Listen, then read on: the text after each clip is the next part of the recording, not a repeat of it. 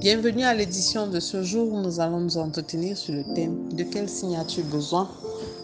Et les passages que nous allons examiner sont tirés du livre de l'Exode au chapitre 4, versets 4 à 5. Il est écrit: L'Éternel dit à Moïse: Étends ta main et saisis-le par la queue.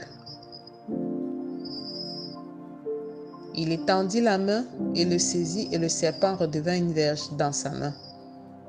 C'est là, dit l'Éternel, ce que tu feras afin qu'ils croient que l'Éternel, le Dieu de leur père, t'est apparu, le Dieu d'Abraham, le Dieu d'Isaac et le Dieu de Jacob. Au passage précédent, Moïse était en train de questionner le Seigneur sur comment est-ce qu'il ferait une démonstration pour pouvoir justifier qu'il a été envoyé par lui. Et le Seigneur est souverain. Moïse avait en sa possession une verge que le Seigneur a décidé de choisir pour la démonstration de sa puissance. Il a transformé cette verge en serpent.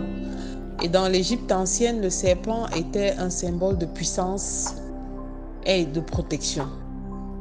Il a transformé en serpent et à aucun moment Moïse n'a eu peur de toucher le serpent par la queue parce qu'il lui a donné l'instruction de toucher ce serpent par la queue. Il n'a pas eu peur de toucher, de le saisir par la queue, mais il a eu peur d'aller dire au peuple d'Israël qu'il venait de Dieu. Il a eu peur d'aller annoncer au peuple la mission qui lui avait été confiée.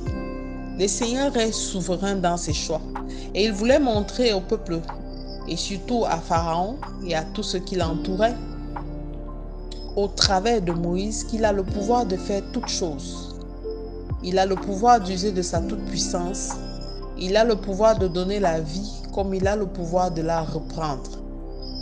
Parce que c'est par ces signes que le Seigneur a pu montrer à tous ceux de l'entourage de Moïse, y compris de Pharaon, qu'il peut se servir des choses ordinaires pour en faire des choses extraordinaires, qu'il peut se servir des personnes qui n'ont pas de capacité pour les booster et leur donner le potentiel nécessaire afin d'en faire des boules de feu.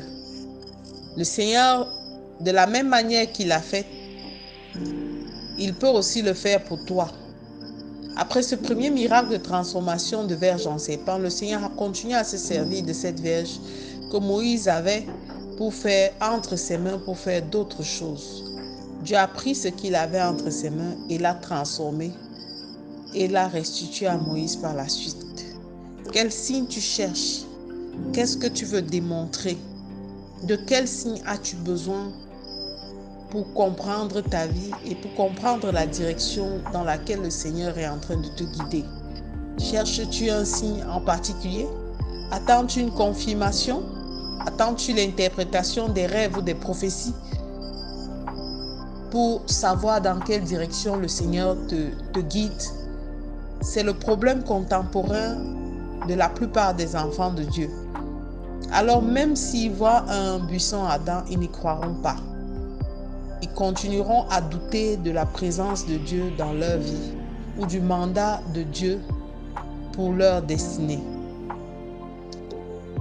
Nous devons apprendre à faire entièrement et totalement confiance en la parole de Dieu et croire que tout ce qu'il promet dans sa parole, il l'accomplira.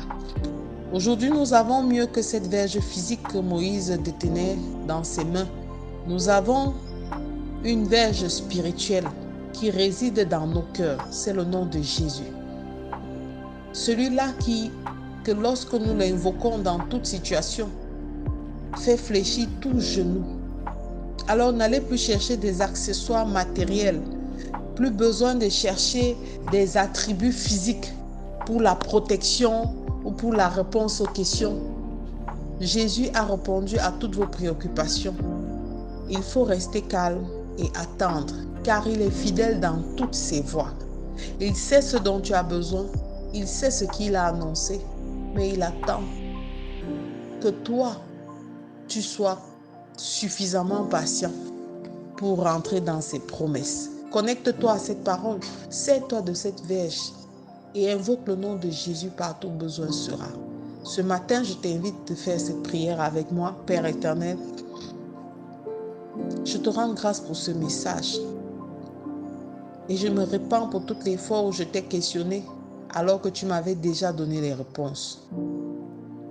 Par la puissance de ton Esprit Saint, Seigneur, je prie que toute ta puissance, Père éternel, me remplisse et que tu prennes total contrôle de ma vie. Je veux me laisser guider par toi et je renonce dès cet instant à ces faibles rudiments matériels auxquels je me laissais ou je m'accrochais encore pour chercher ma voie. Jésus, tu es le chemin, la vérité et la vie. Et je le confesse et je crois que toi seul tu peux me guider au travers de ta parole. C'est au nom de Jésus-Christ que nous avons prié. Amen, amen et amen. Je vous souhaite de passer une excellente journée sous la protection divine. Shalom.